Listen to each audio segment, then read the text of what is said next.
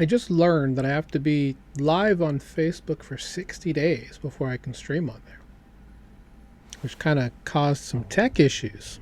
So, anyway, this is after the show. Little thing I do on my personal brands as the DeFi professor. Shout out to everybody. Hopefully everyone's doing well. Let's see. Well, I almost got phished again. So we're going to go over that. We're going to talk about some of the issues and some of the red flags that can happen. But I need to pull that up real quick. So just give me a second to do that.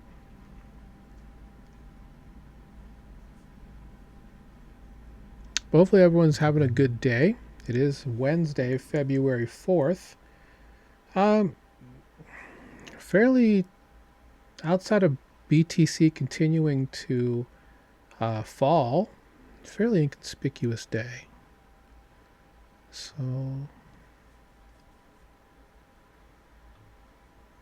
let me grab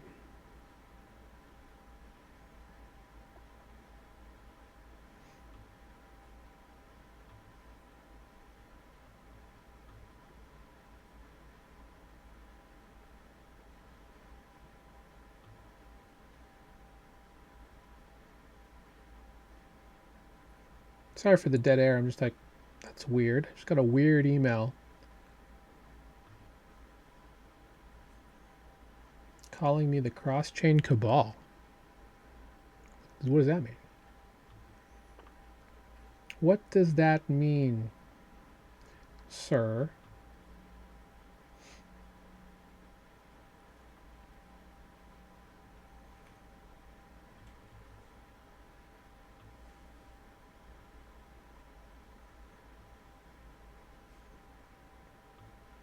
All right, I'm gonna keep it fairly quick with it because I don't want to.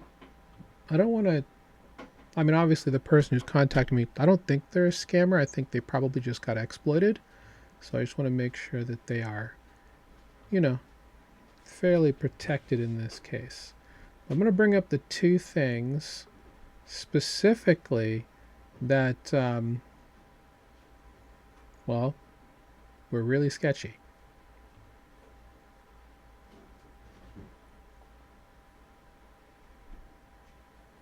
Right. Let me bring up that actual screenshot. The actual screenshot's interesting.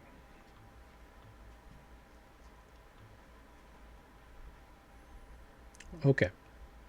So let me do two things. Let me grab my screen so you can see this.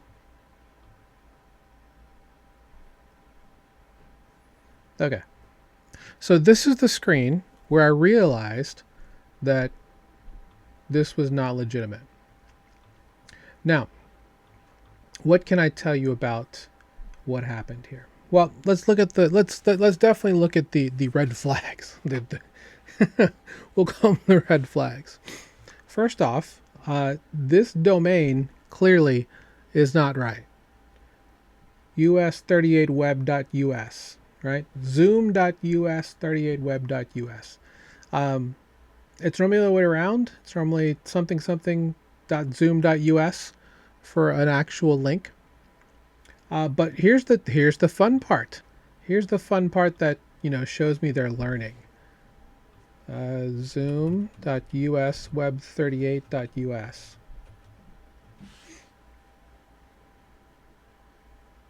Oh, sorry.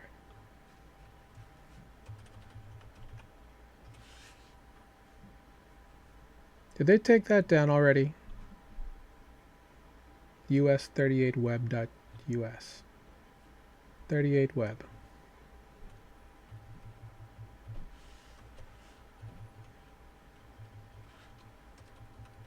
It's very important you pay attention to this part.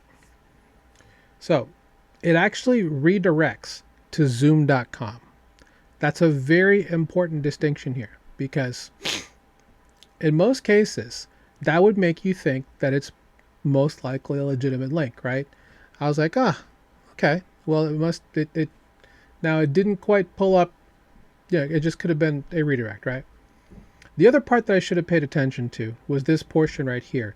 The recording, I didn't actually get a calendar invite. I got an email with this recording link, and it had the success piece open, which I guess is also fine. But there's two things to think about to think about with specific with this link. Issue number one is that sometimes people say don't use the Zoom Workplace app. That's the actual app that lives on your, on your computer. And make that bigger. It actually lives on your computer, and when you actually go here, it'll actually pull up that app. In this case, that was a good thing, right? I was clicking on the link, and my Zoom was not actually picking up. I'm like, well, that's weird. I mean, obviously the domain was weird, but when I double checked to make sure, zoom.us38web.us, obviously at that point I knew it was, but I was like thinking, well, maybe there's just something else amiss, right? Because the person who contacted me, they're with an actual company.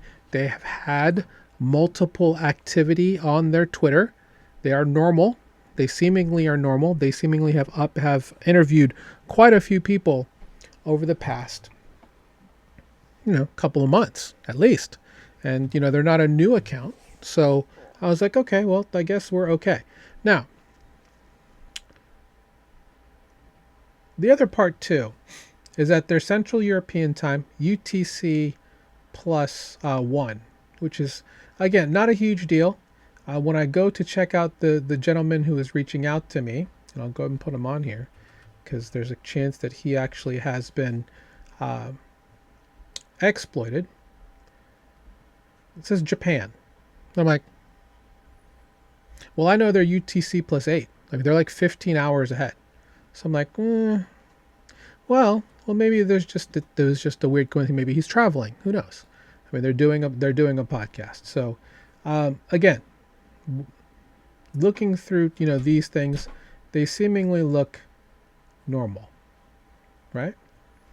And I'm sure this gentleman most likely is normal. He just had his Telegram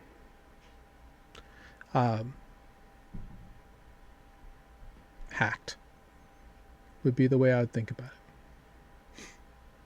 So,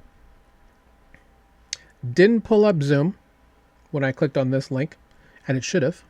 Maybe not, but even then, I was like, well, maybe I'll just go through the browser, right? So I open the browser, and it takes me to, actually see, the link I'm clicking isn't working, 1 sec, and see what's interesting here. And this is the other part that kind of was like,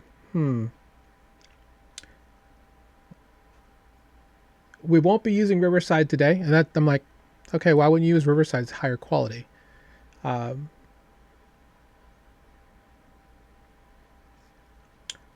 Send the invite here. We'll be joining in about 30 minutes. I'm like, okay, so now maybe there's people coming. And I was like, okay, that's weird. But then I said, just the quality of the grammar after this point just started getting really, really glitchy, I guess would be the word I would use. And then that brought us here to this specific one. When I opened it up, in this one, I'm like, oh, but this is clearly not real. Join meeting timeout or browser restriction, use our app. I'm like, whatever, dude.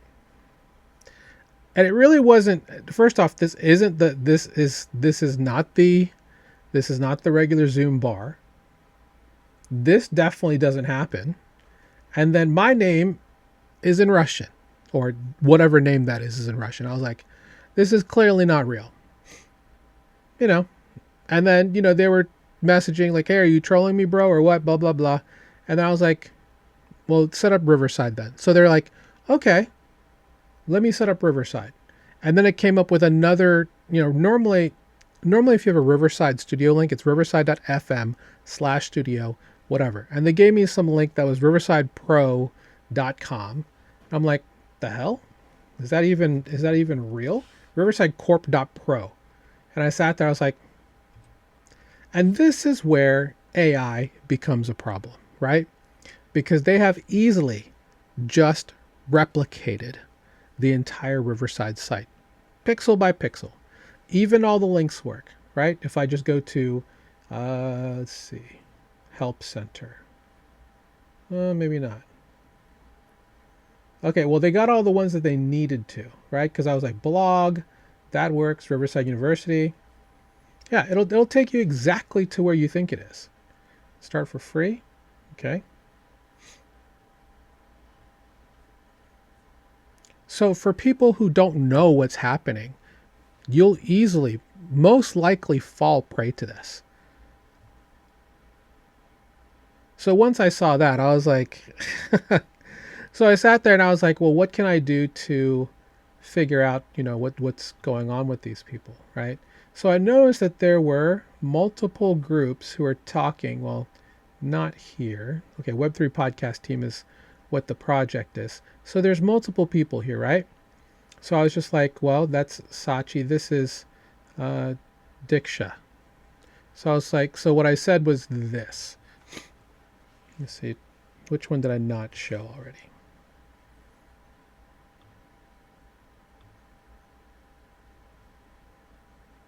Yeah, it's this one. Actually, this one.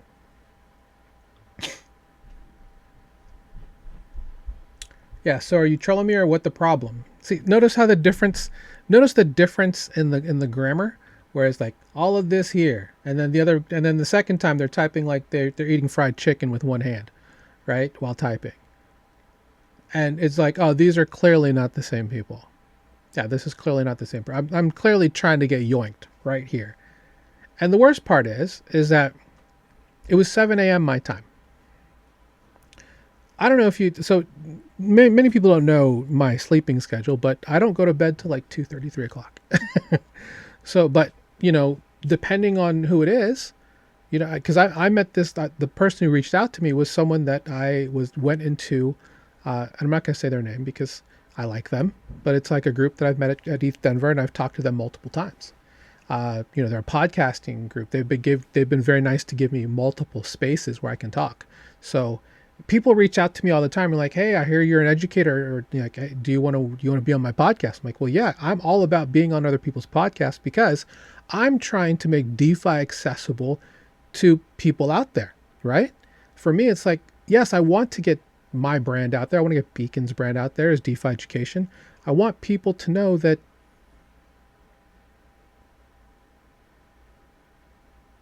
what the cause is something that's worthy of being shown on, as because ultimately for most creators the problem isn't content. There are people who are out here creating content to 0 likes. Been there, done that many years. The problem is distribution.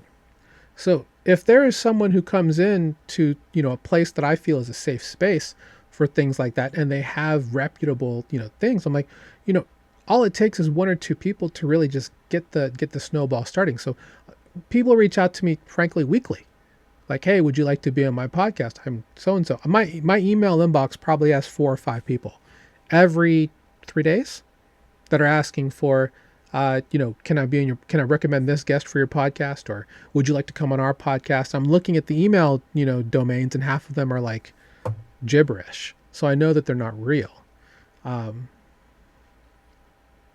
Even in Twitter DMs, I've had people reach out to me, hey, I'm a scout for a VC thing, would love to learn more about what you're building, want to jump on a call. Sure. Obviously, we've never taken VC funding, but I'm always looking for partnerships that make sense, right? Because one thing too is with what we do with DeFi education, honestly, our sweet spot are high net worth individuals. So if somebody's with a VC firm or has a family office looking for people to actually educate them with experience, that's where we come in. That's actually our wheelhouse. So yeah, I get them all the time. It's really sad, to be quite honest, how often people reach out looking to scam me.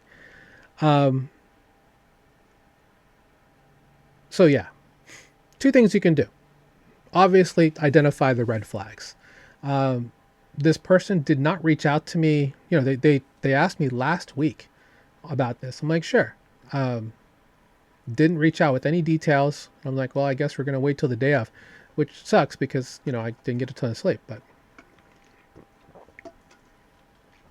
the email was sketchy. But I was like, let's just see how far down the rabbit hole goes.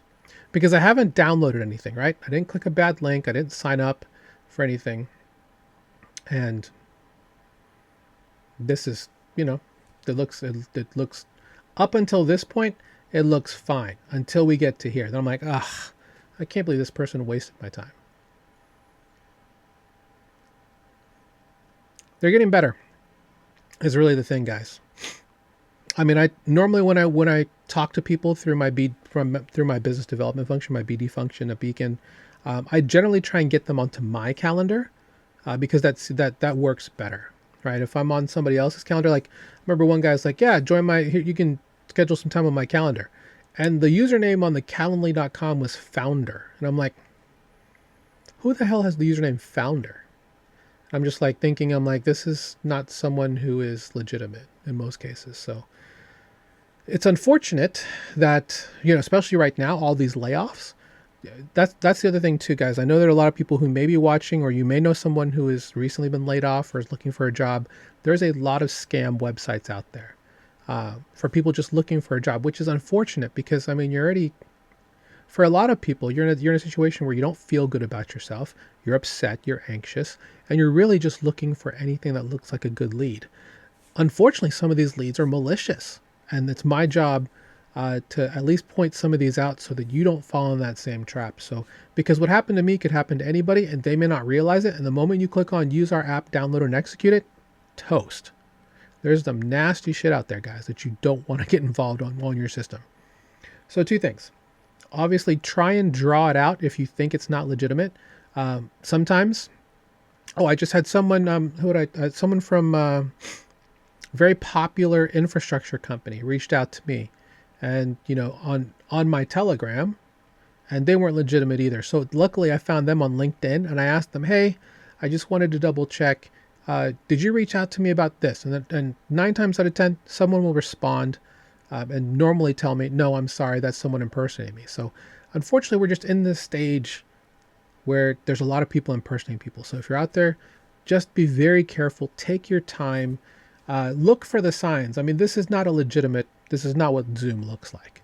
Unfortunately, with the power of AI, we're getting to a point where sometime soon the web one will look correct, and you may not realize where you're at. So looking at things like the domain, right? Look at the domain, understand the patterns. These are things that you kind of have to understand and recognize. Another thing too is unless it's like meant to, like I use this setup all the time, even for regular BD calls. I would recommend, if you have the ability to do so, utilize like a tablet or like a phone that has access to one of the apps to take calls. You don't want to give them access to anything that would have any significant information or even access to information. That's one thing you definitely don't want to do. So that's the other thing. Your other option is create another user profile on your computer that is not root, not administrative user, has no access and literally has nothing on the account but a web browser. If you want to be in a situation where you have a copy of Zoom or something like that, maybe a third-party free user. So again, you get 40 minutes for free or something like that, whatever. There's things you can do to kind of get into that, to just have this isolation. Because the last thing you want to do is be in a situation where someone can just go and yoink you. Get gut, as we say. Because this is just terrible. Once I saw this, I was like, ugh. They seemed fairly legitimate, and unfortunately, most people don't realize they've been compromised. In fact, in the case of, here in the case of Kenzie Kim, it could be that both his Twitter and his Telegram are taken. So he has no idea that he's actually been compromised, or if he has no way to go out and actually say, anything. What do you do here? You know? Same thing here too. Scammers may pose our partners offering participations. These are traps.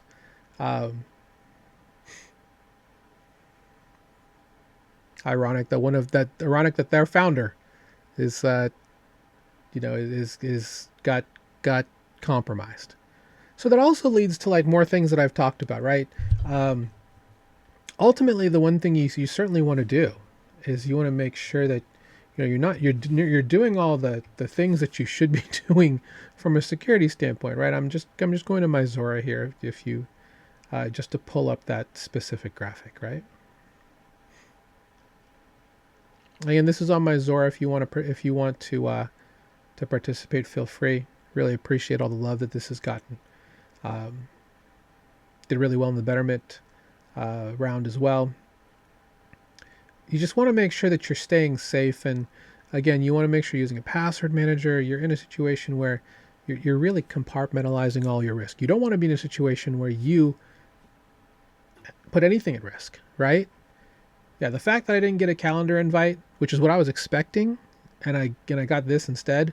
I mean, that was red flag number one. The domain was red flag number two, but I was like, you know what? Let me look at it. I would definitely also recommend is, and I don't know if you can't see it from here. My wallets here are now on, and I'm following my advice, right? There's just something that's good. I have auto locked all my wallets. My wallets are not going to open unless they have the passwords put in. So all we need now is like 2FA on wallets, because I know that, well, Avalanche at least has biometrics baked into the latest upgrade, which I think is Etna. Yeah, are we at Etna?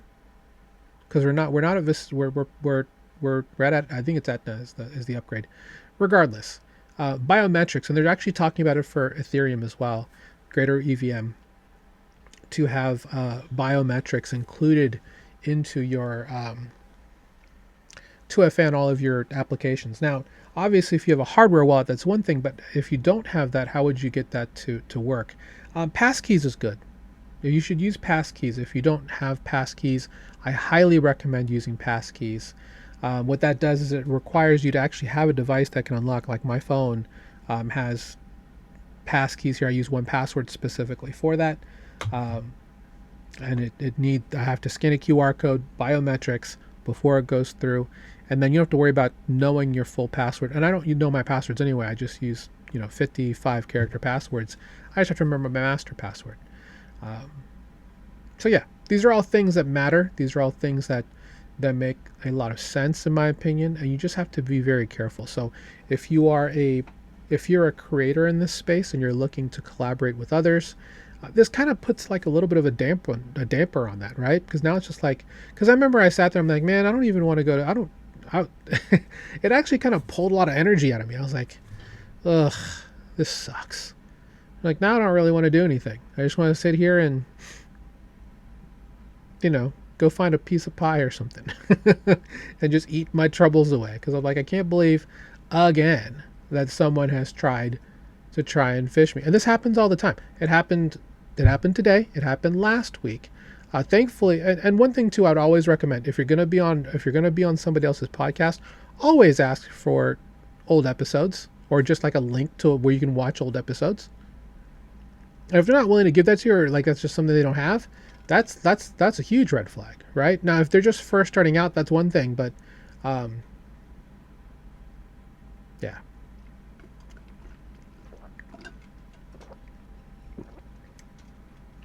With that said, I'm always down to work with smaller creators. I'm always down to work with any project who wants to have me on. Ultimately, it's about distribution, it's about awareness, it's about getting everything out there. And I was really excited to talk to these guys about, the importance of education, safety, and security in decentralized finance and on-chain, and getting people to be excited about, telling everybody about how to be safe on-chain. So we'll see. Okay, so the one big thing that I talked about today was with OpenClaw. I do want to see where we are at with the market today, though. Oh, it looks like these are going back up. Lighters up 6. Hype back up 6. Monero up 1.2, but they got thrashed. Gold obviously took a huge hit too, but they're back on the up. So, uh, we'll see exactly where we go from here. But gold still hanging around that 5K mark is a good sign overall. But yeah, hype continuing to move upwards. The announcements with outcomes for HIP 4 is huge. Definitely check out the podcast from today. It's on all of my socials if you want to check that out. We talked specifically about Jupiter with Polymarket, and there are other announcements from Cat Lumper. And then we also talked about the Clarity Act stuff, right? But the first thing we did talk about was OpenClaw. Where's the one?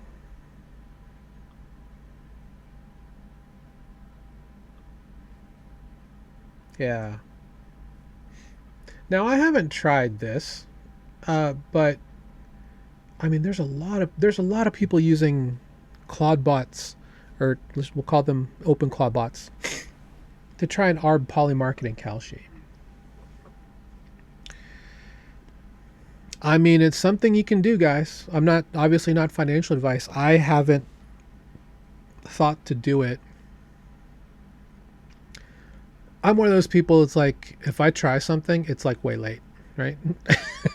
I just know it. Like it's almost like I have like a death touch where I'm just like the ultimate bottom signal or the ultimate top signal when it comes to stuff like that. So oftentimes I'll just kind of just check things out. But I am looking at figuring out how to make OpenClaw work for me. I was just reading this. I don't even know if I can find it anymore.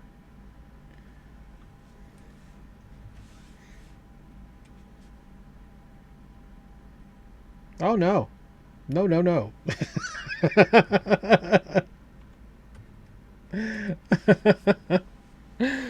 Oh no, this is not good.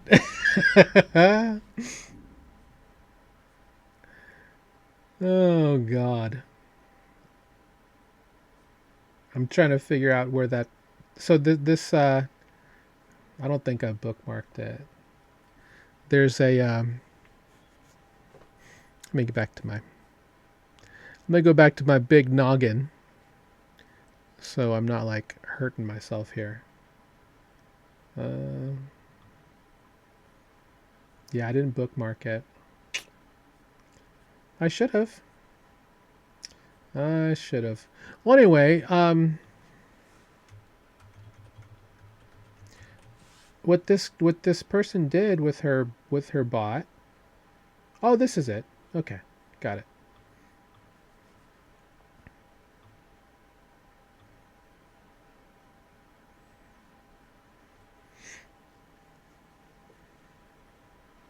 Wow, gave it an actual name and everything. What? Has a wish list? That's some crazy work.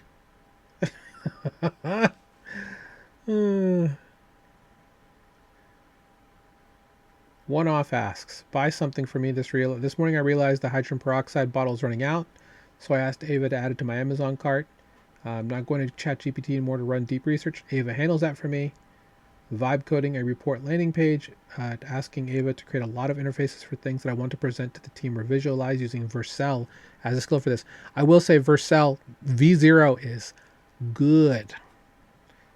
For free, you can create something that it'll be V0 branded, but if you're just looking to prototype something, Vercel is, man, cracking on that stuff. Content, calendar invites. So this is the she has. I don't like this, by the way. I am not a fan of using Telegram for this or WhatsApp. I don't even know if I'd want Signal to do this, to be honest. But maybe Signal's the way to go. I don't know. Either way, apparently added the hydrogen peroxide.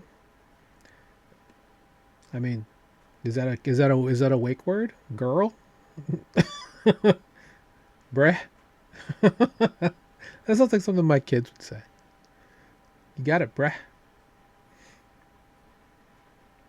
That's a good question. Token usage. $10. What the actual? I've spent $250 so far just using Opus. Hell to the no. It's cool, but it's not that cool. Now, you don't have to use Opus, right? It just kind of depends on what you're looking to do. I know there's a couple of different ways where you can save a ton of money and not use Opus. Like you use Kimi, using like Venice might be an option, something like that. Venice AI, shout out to Eric Voorhees on the crew at Venice.ai. But I mean, I'm looking. So the main reason I'm looking at using OpenClaw is for the research portion. If I can figure out a way to get 3 hours, 4 hours a day back and not doing research, I will do it.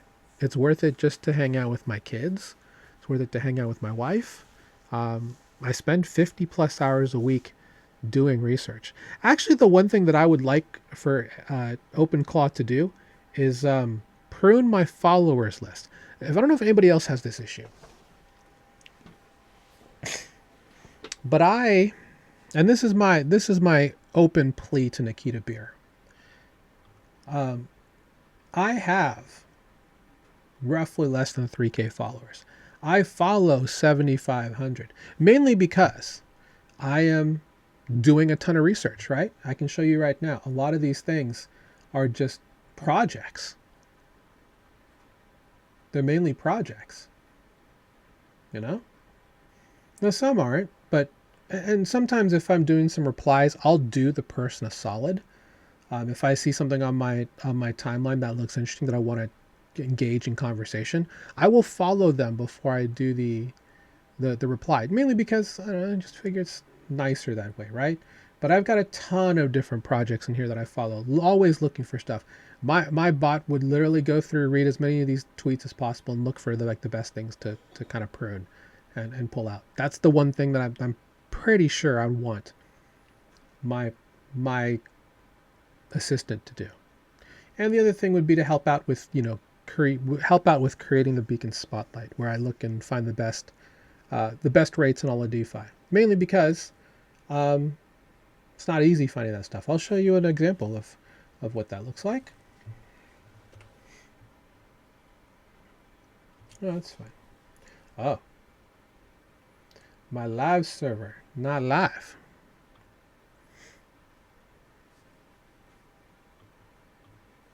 This is from December 11th. But go through. This takes a lot of work, 5-6 hours sometimes. Going through everything that's out there, all ecosystems, right?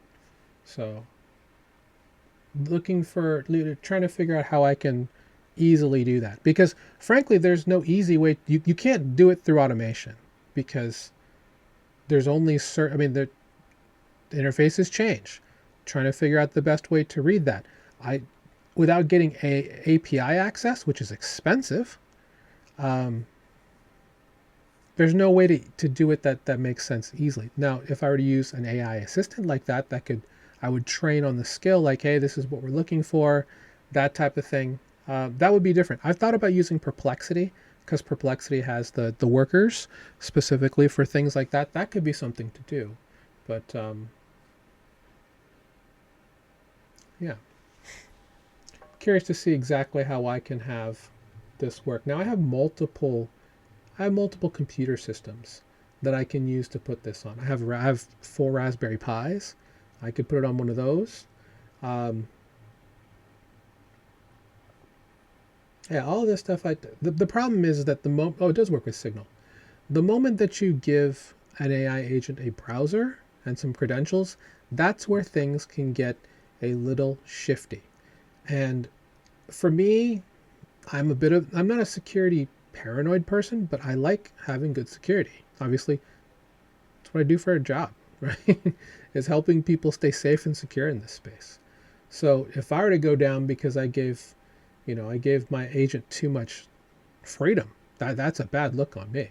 So for me, I am like very hesitant to really look into this and really just set it all up. Now I want to, right? But it won't be on this system. This is right now. I'm streaming from my MacBook Pro, but I would probably, I have a Windows PC here on a test bench, with just parts and open air that I'll most likely run it on. But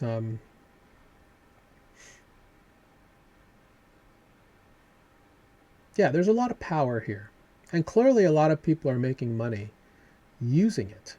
Um, that's not my main goal specifically. Obviously, it's nice to make money using something like this, but um, like if we go here and check out, if we check out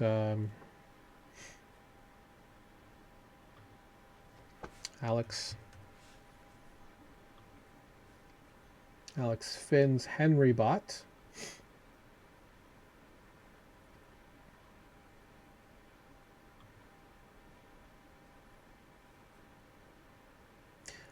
Really? Managing my to-do list and PK on personal key management. That's ballsy. Although the managing stuff, and that's the other part for me too, is that I'm looking to do a better job of putting out short form content, building the brand. I mean that I've been an editor for a long time. I know my way around video edits pretty well. It takes a long time, and frankly, for a lot of things, CapCut is fine, but it's not going to cut it, right? But I need a better workflow, and maybe I could create the bot that can do that. I don't know if those things work well for stuff like that. I don't know, but if Opus can do it, then maybe my OpenClaw bot could do that. Now I haven't had a chance to look at what Anthropic has done to as an answer to this. I know I have a bookmark that I checked that multiple people have sent me with regards to Boris Cherny, who's the creator of Claude Code. But some things that Alex Finn's Claude bot named Henry has done, which is again fascinating, low-key terrifying, but fascinating. Added over $10,000 of revenue in 10 days. Wrote a script for a video that has over 500,000 views on YouTube. Built and launching a full app without even asking. These are all crazy.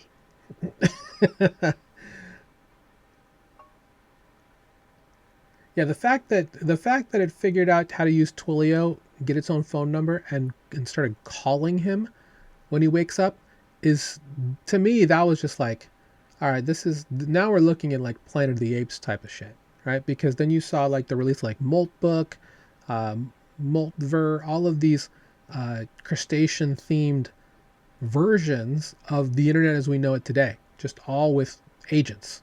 The agentic invasion like began. And the funny part about this is that I was just sending some messages to some good friends of mine who one I used to work with, and a couple that also work in IT, and I just asked them straight out, what do you think about Claude / Moltbot / OpenClaw? And none of them had any idea what I was talking about. They're like, I have no idea what you're talking about. I'm like, really? I figured everybody would be talking about OpenClaw, but no. Out to a lot of bigger circles, this just isn't out there, unless you're on Twitter, which a lot of some are, some aren't, but this is all very interesting. So, as much as I would love to build out my bot in the open, I think it's a bit of a security risk to do so. So, I'll probably just kind of build it and kind of provide a couple of some thoughts, but I could certainly use it as some extra pairs of hands for things that I've been looking to do. That would be helpful, because there are some things that, because I I have undiagnosed ADHD, but I'm pretty sure I'm pretty damn ADHD because I'm a squirrel shiny kind of guy. Um, I will get hyper fixated on something and then suddenly forget about everything else I was supposed to do. Is really that's literally the truth of how my life is. It's like, ooh, shiny. Oh, and then I'll just like sit there. Like I was supposed to come on for this stream, at 5 p.m. Eastern. I didn't.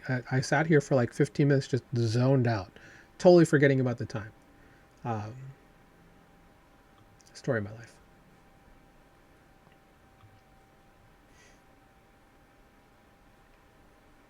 But yeah, this is all very compelling. Now, with that said, there are people who have been exploited on this. So please be very careful. I would definitely look for anything that tells you a little bit more about keeping your stuff super safe.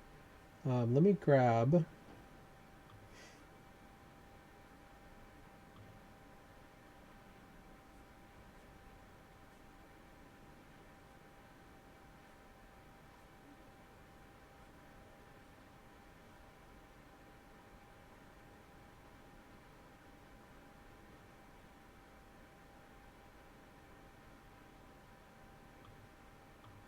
I will say I'm very interested in this because I do use, so I do have Olama on my Mac. I think I might have uninstalled it already. Um, this is this is from ByteDance, the parent company of what used to be TikTok. It runs 100% locally, runs any desktop app, browse websites, 100% open source without, well, it needs an internet connection, but it can do all the tasks that it needs without an internet connection. But it's 100% open source.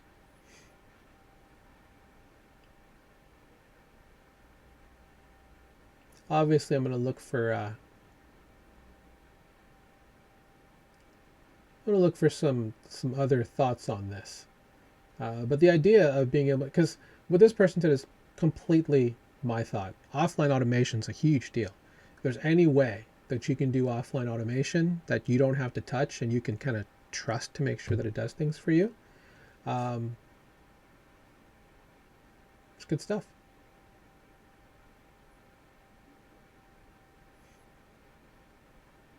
I can edit my videos in Premiere. I mean, that's what everybody's looking for, right?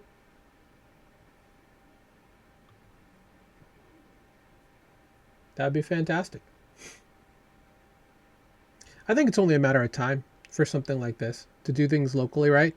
Like the one thing I would have my assistant do is I would have the moment that I hit the stop button on my podcast, I would most likely click a button to kick off an automation where my assistant would then, or at least let's just say that they know my calendar, or I just mention, hey, I'm going live for so and so, and then I don't know, 3 hours later, it looks for, it tries to identify on my external hard drive, the recording file for that.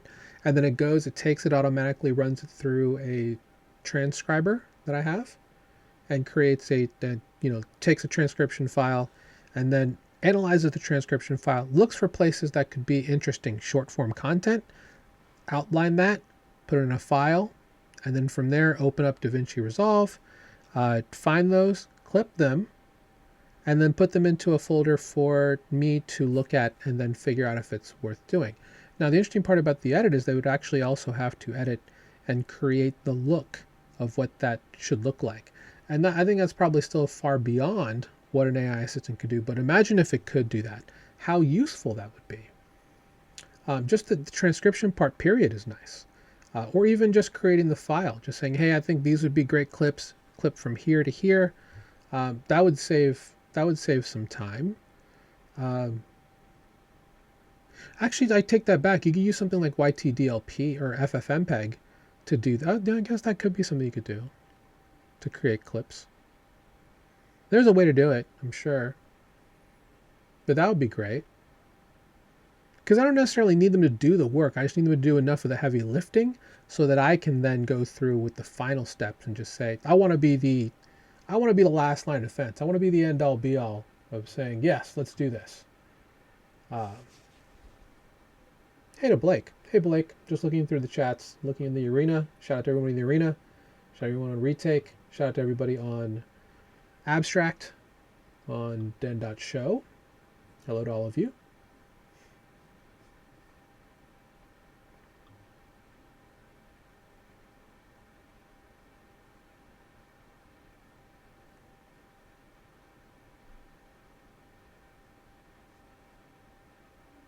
So yes, I do go through and I check the chats. I have to do those manually, unfortunately, through because of the way they're set up. But you know, if you're on Twitch, YouTube, Twitter, I can see you here.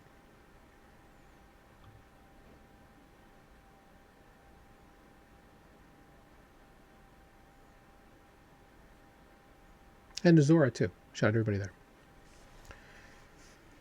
So, yeah, I mean, those are really my thoughts. I'm really big into, like, I'm a huge efficiency junkie. So I'm down for, you know, whatever that could mean, whatever that would look like.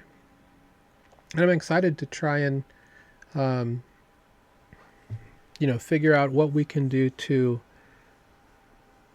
make things a lot easier for me. Because that just makes it easier for me to be more present, but also gives me the opportunity to get you more guys more content. Because there's always content. I mean, the problem is that there's 900 plus blockchains in existence. Roughly about 200 are active, and probably about, let's call it 35 that have enough activity to warrant looking at it, right? And I'm talking even about things like Pulse Chain, Algorand, Filecoin, ICP, stuff like that. Those all have people who care about it, and you know, things that have information that could be interesting, even for something like Stacks or Rootstock, the BTCL2. So trying to stay on top of all that is just a monumental task, to the point where it's not like oversaturation, right?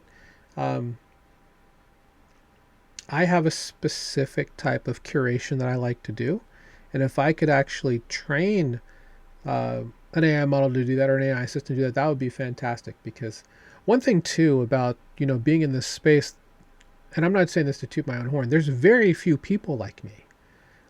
If I were to hire coaches, for example, for our mentoring at Beacon DeFi, it's hard. There's not a lot of people out there like me that can work with people, help them understand how to get onboarded correctly. You know, what's the right wallet to use, you know, looking at portfolios, understanding mechanics, DeFi protocols, you know, all of that, that's hard to find, guys. So being able to actually create people who can do that, probably the better way to go, I'll be honest. You look at those commercials with the people watching, like, you know, the insurance commercial where they're talking to some robot, that's some animatronic robot that's talking, and they have no empathy. That's what I worry that it's like. Sorry, I'm. If you guys don't know, I have a blanket here because it's freezing. It's always freezing here in the basement. Even in summer, I'll be wearing a hoodie because it just gets super cold down here. But yeah. So yeah, really interested to see how this all works out. I definitely want to use OpenClaw or something like it. You know, let's look for the Boris. I haven't looked at the Boris Cherny. Let me grab it, because I promised my friend Mark at Addressable that I would that I would look at it. I just haven't had a chance. So let's look.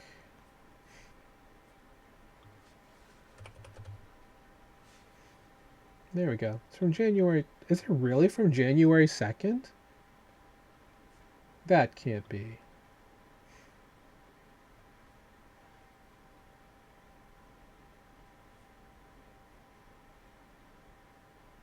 Well, it's called Co-work, is what it's called now. And the issue with, it's not an issue. But I mean, the reality is if you're going to use it, you have to have a Claude, at the very minimum, $100 a month payment plan.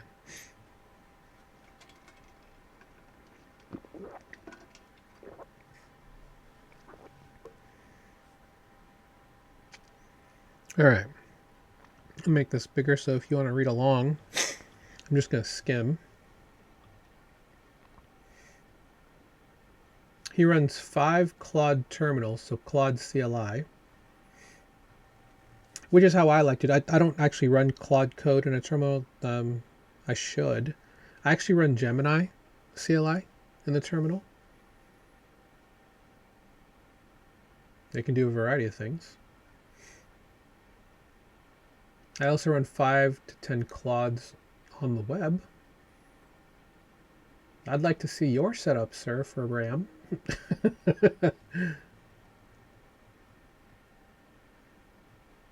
Yeah, because what I would love for my AI assistant is like, go check out, and the reality of our industry, if you follow a lot of things in crypto and DeFi, practically everything is set on Twitter. Some things on Farcaster, but, I follow 7,500 accounts. I can't go through and read all of that and look to see what's interesting. My assistant could, at least give me 10x what I can do on my own.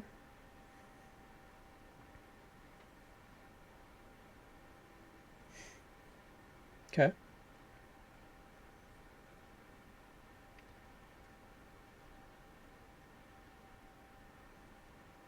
They have their own Claude Markdown file.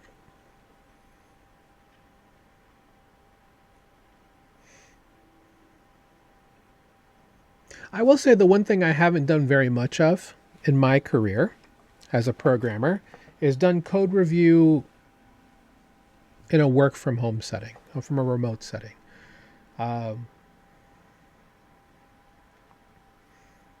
Most of our code reviews have always been in person, so I'm actually quite curious to see how well this works. I'm sure it's fine. I'm sure you still have meetings where everybody's like on a Zoom call, right?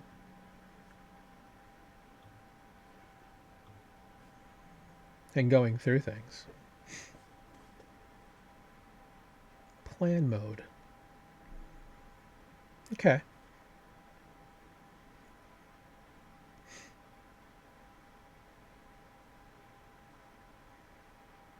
So people will ask me, what do you think about people using AI to code? Perfectly fine with it. And I tell you that as a university level professor who has taught multiple cohorts on how to become a software developer.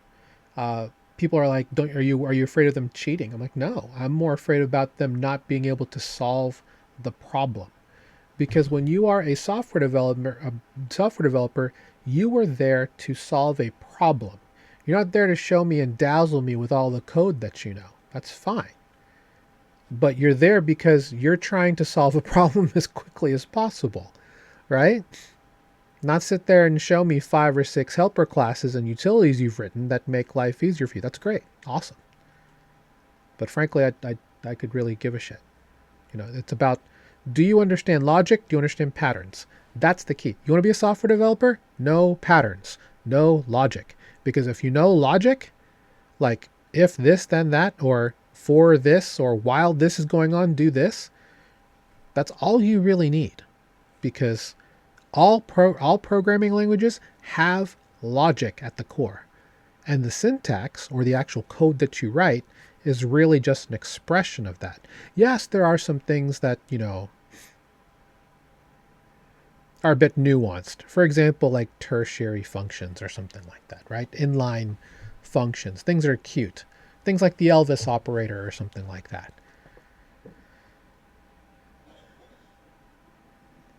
Or even state management. Ultimately, as long as you understand patterns and you understand logic, that's all that matters. Why? And this is something I tell all my students. You should be developing for the programmer who has to read your code after you. What does that mean? That means when you're writing code, there is a chance you may not be maintaining that code. In most cases, you are, but there are some cases where, hey, you got promoted. Hey, you got fired. Or hey, you're moving to a different project. Someone else is taking over your code base. You have to make sure that the person who is taking over your code base can read your code. This is why we have coding standards. This is why we have, specific things on comments, on, the way we name our variables, the way that we need to have consistency for, variable naming standards. So when we write test cases and stuff like that, they all work out and they all, look right. I've I worked with multiple people who are like, I don't need comments because the best code comments itself. And I'm like, that is such a bullshit way to look at it, because not everybody is going to be you, and not everyone's going to want to maintain your code. And this is why I'm okay with vibe coding to a degree, because frankly, even at some of the biggest places in the world, they don't really write code anymore. You write what we call pseudocode, and then it goes and creates the code to generate all that in a very good standardized way that makes the most sense for what people are trying to do. One of my favorite utilities ever for front-end web development is a tool called Emmet. Emmet's great because it's a language all on its own. I'm not going to demonstrate it here, but to be able to just write out just code, and it generates all the HTML and CSS for you in one line or in a bunch of lines and makes it pretty, that's what you want. Anything to save you time, but in a way that's compliant and still works well. And that's the beauty of using vibe coding and using it for that purpose. You're not putting people out of a job. Believe me, there are plenty of places that are all about do more with less, but also they need more FTEs. They need people specifically, and if you don't want to be a programmer, consider working in something like DevOps. Is it boring? Yes, but you're making money. And DevOps is just developer operations. It's funny because you have actual developers, and you have DevRel, which is developer relations, and you have developer operations, DevOps, that handles all of the CI/CD stuff, all of the releases, all of the, and sometimes testing can fall under DevOps as well. They're in charge of making sure that once you put in a fix and it works out well, it easily moves that all the way up through all of the testing, all of the development or QA environments, up all the way to production. I just hit my mics twice. Anyway, I'm just waxing poetic on software development today. But essentially, I'm fine with these tools, because when you can actually solve problems faster, it allows developers, managers, and even stakeholders to move on to other parts of the roadmap of the epics, the stories, the features, whatever you have moving on in your, in your structure, to go faster, to do other things. Faster means money. The faster you get to market, the more you can sell new customers, the more revenue that comes in. I mean, gone are the days of waterfall. I mean, there's still places that are waterfall or wagile, if you want to call it, that, it takes half a calendar year to put out something, which sucks. Whereas when you iterate with lean and you can actually get there faster, I mean, you're making more money. And I don't think most people can argue with that. Now, there's a difference between good boilerplate and just being stupid. When you go out there and you're vibe coding and you leave all of your credentials out there, what do you want me to tell you when you get exploited? You also have to understand what it means to be safe and secure in this space, regardless if you're a programmer, an investor, anything. Take the time to invest in security. It's the one thing you do have control over. Anyway, I've just been rambling. My goodness.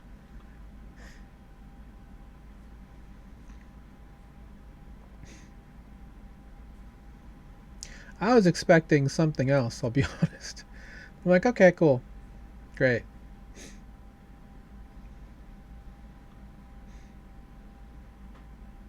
But I will say,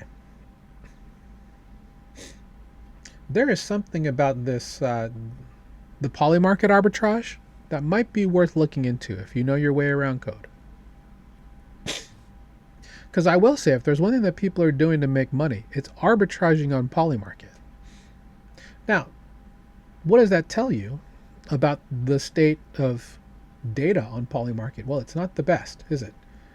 Because if you're sitting here looking at seeing it, half these markets, are they washed because people are going through and trying to arb as much as possible? That could be a problem, right? If half of these groups here are really just inflated because bots are coming through and trying to buy as much and then sell towards the peak of whatever the market is on each of these. Yeah, I mean that's something you can't really defend. With that said, the fact that Polymarket, Kalshi, Limitless, Melee, Predictfully, Orderly, Opinion X, or what, I'm just naming companies at this point. The fact that their data has become such an interesting part of the ethos of business, to me, is still shocking. The fact that Google would shell out billions of dollars to both Polymarket and Kalshi to use their data because they think it's enough of a marker for the way people feel about certain events, to me is just fascinating. Mainly because I know that there are bots washing this all the time. But I mean, is this the best way?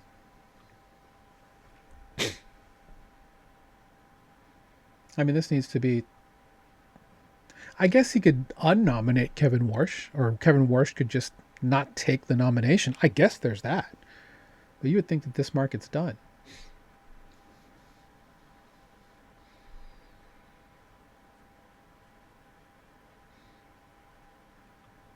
Breaking.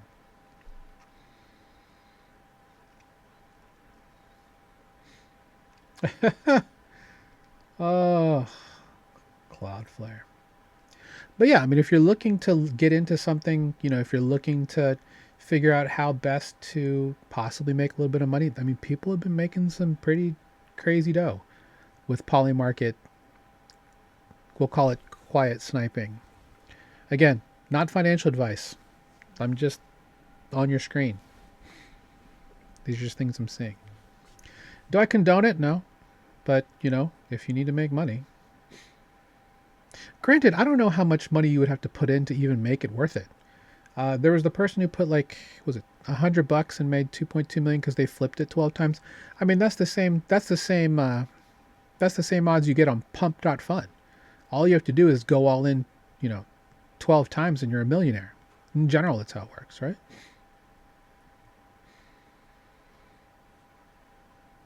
Anyway, again, we had a good show today. Wasn't much we could really talk. I could really get any opinions on because unfortunately my two panelists couldn't make it. Some last minute emergencies that popped up. So hopefully, Ken's already said he'll be back next week. Probably Robert will too. We'll figure out what's going to happen. But we did talk about OpenClaw for a little bit. We did talk about the Clarity Act. We talked a lot about Jupiter, specifically with what's going on. Just the move for them to get Polymarket is a brilliant masterstroke. Getting this in the hands of people everywhere, because the one thing that Polymarket needs is speed. Nothing against Polygon, of course, but they're like, yeah, we want to get to 100,000 TPS. They're not there now. They're not anywhere close to it. They're not sniffing anywhere close to 1,000 TPS. They've run some tests to make things faster, but that doesn't help Polymarket right now. Polymarket needs fast execution, and they need to handle a ton of infrastructure. Jupiter can do that for them. So that is a master stroke of working together with what they have on their side, because Kalshi is overall partnered on Solana. That was a huge deal. Let me see if I can find that tweet.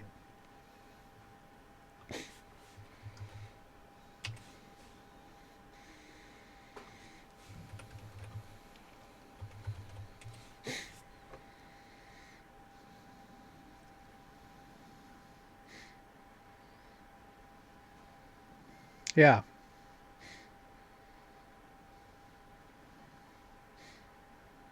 Yeah. No, this happened. This happened. Yeah, this was right before Coinbase talked about that. This was in December. That's why I'm shocked that this actually happened, because I thought this was a lock using DFlow. But the fact that they were able to come through and get that Polymarket data using Jupiter. I mean, so technically, and I talked about this earlier, they have both, which is fascinating. Now they can aggregate both. And because it's on Solana, and based on what they're doing with DFlow, anything can be tokenized now. Any outcome. Events are first-class citizens as tokens on Solana now. So very interested to see how this plays out. Because Polymarket has the partnership with Parcel, which is on Solana. Maybe I should have seen that coming. Hindsight, 2020, right? But this is huge.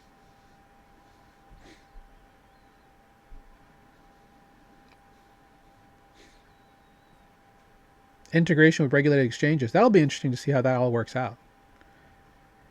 And then they got the $35 million from Parify Capital settled in Jupe USD. That's the kicker. It's settled in their stablecoin, which gives them instant liquidity for their Jupiter Lend platform. Yeah, the fact that they got that, they bought it on chain, settled in Jupe USD is crazy. Good for them. I mean, there are a lot of teams who didn't get anywhere close to that for raises. So the fact that they got that, I mean, that's just, I mean, full disclosure, I'm a long-time Jupe holder and Jupe staker. I love Jupiter. I'm so shocked that they've been able to ship so much. Pardon me. In the last 2 years, and it's only getting better, right?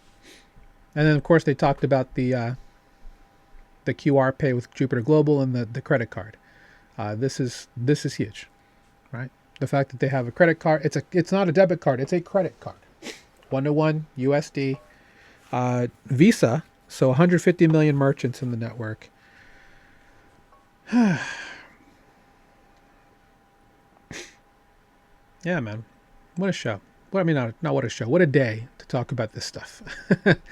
I'm hoping to go to Jupiter's thing. I don't know where it's at next year. I mean, last year was in Istanbul for Cat Lumpur here for this year's in Malaysia. Would love to go next year. I love the tech. I love what they do. It's good stuff. All right. Well, I have to go make dinner. So, that's all for now. Thanks for joining me. This was after the show. Something I just do after the podcast. Podcast is at 1 p.m. Eastern. Anything that I didn't cover that I thought was worth talking about. I wanted to definitely talk about me almost getting phished again, but not getting phished again because not getting me, guys. But then again, I mean, Vitalik got SIM swap attacked. But that wouldn't be me. That wouldn't be me.